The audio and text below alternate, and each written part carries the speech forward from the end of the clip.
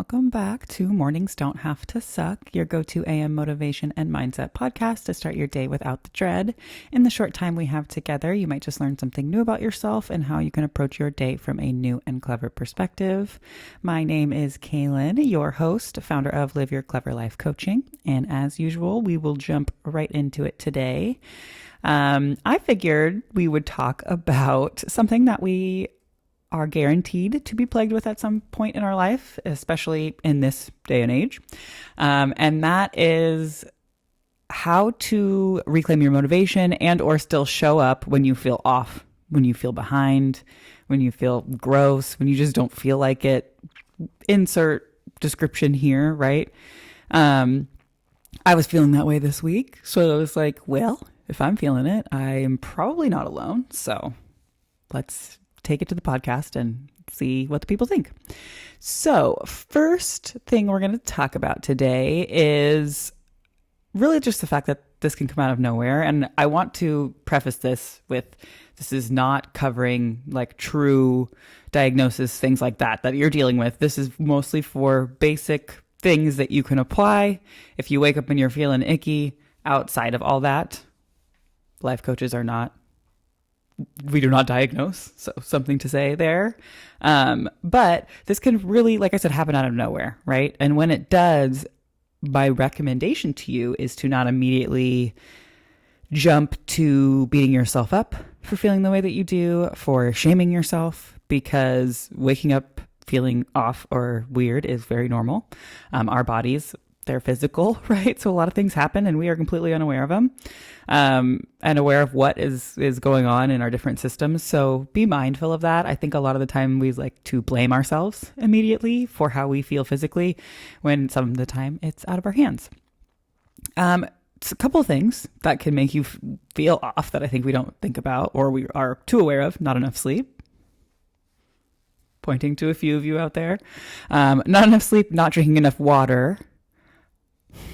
Don't get me started. If you had alcohol the night before, if you fell asleep after doom scrolling for hours, there are, also on top of that, for my ladies out there, if it's a certain time of your cycle, right? There's so many things that are out of our hands that lead to us feeling that way. And then there's also some like not getting enough sleep, not drinking enough water, drinking too much before we go to bed, that will lead to these inevitable feelings. So it's really realizing where you have the ownership. And again, not really placing blame or shame on ourselves when we feel it, but being like, maybe next time I don't do that. Or maybe I'll go to bed earlier tonight and I'm going to make an effort to drink more water today.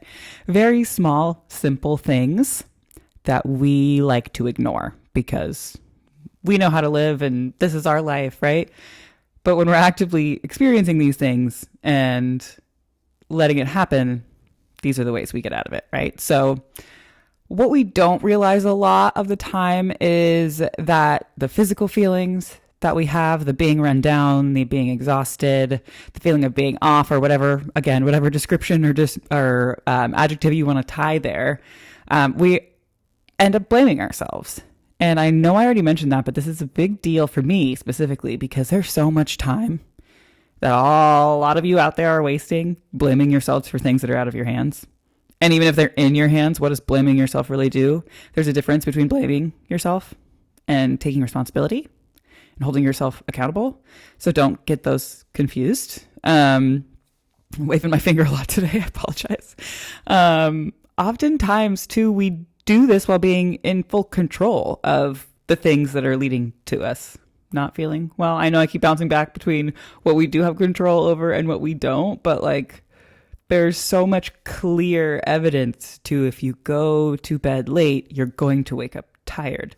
If you don't drink water, you're going to be dehydrated. So making, like I always say, things a little bit more simple, checking the very basics off of the checklist first, then we can approach like, okay, then why am I still feeling off, right?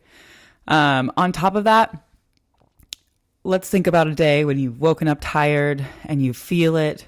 First, like I said, remove shame, remove blame. It doesn't do any good.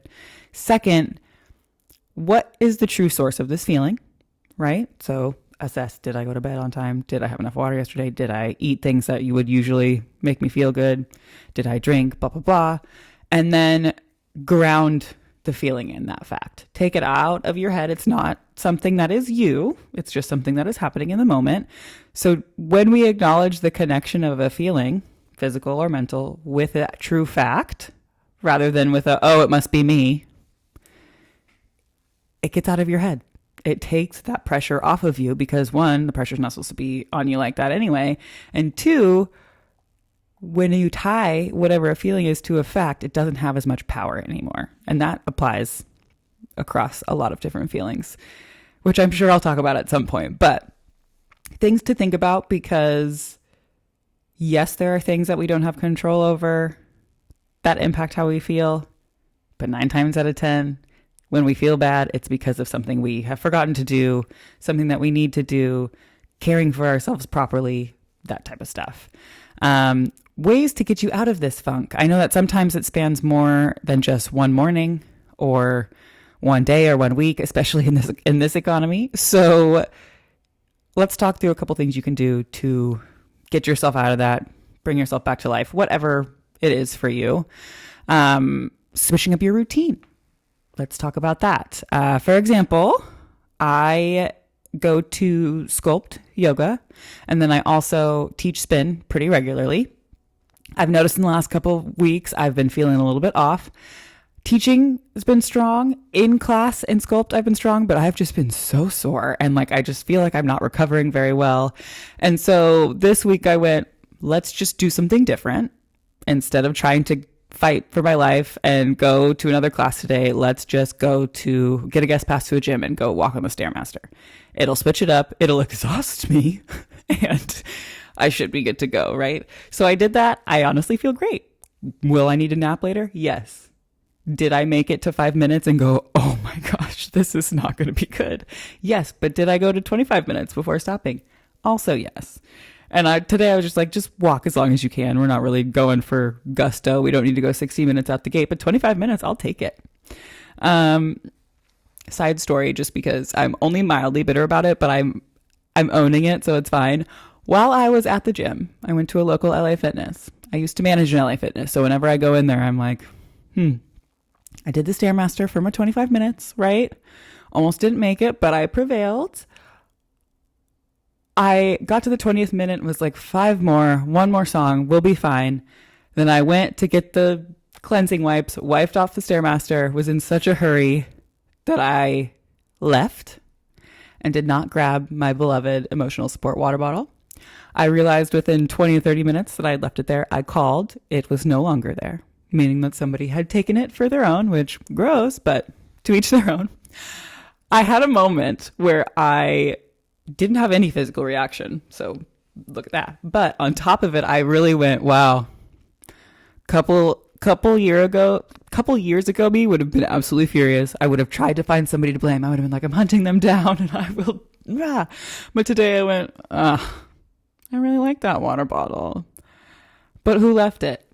Me, who was so ready to get off that treadmill and out of that place that their water bottle got left. Me. So when I called and they said it wasn't there, I was like, hey, thanks. That's okay. And my water bottle has a sticker on it. I will be able to identify them. Will I want it back? Probably not, because now a stranger has drank out of it. But just a little perspective when you run into the little roadblocks as you're trying to mix it up, or as you're trying to, pull yourself out of a rut. Things happen. We do things on accident. Don't beat yourself up. Okay, back to it. Another option outside of switching up your routine, spending time with your people. I cannot tell you how often and how much there are humans out there in the world who are reclusing because they feel bad when in doing that, you are separating yourself from yourself even more. And I mean this because I've done it in the past without realizing it. Like, oh, I don't want to bother them. I'm sad. Or, oh, I don't want to bother them. I'm not in a great place. When being around your people gets you to your good place because it reminds you of who you are. They see you for someone completely different than you see yourself. They will always see you in a much brighter and fun light than you see yourself. And being around that energy very much helps bring you back to it. So spend time with your people, reach out to them, FaceTime them, even if they're not close, whatever you need to do, make sure that you are putting effort there. And if you don't believe that you have people, I guarantee you that there are people out there who think different.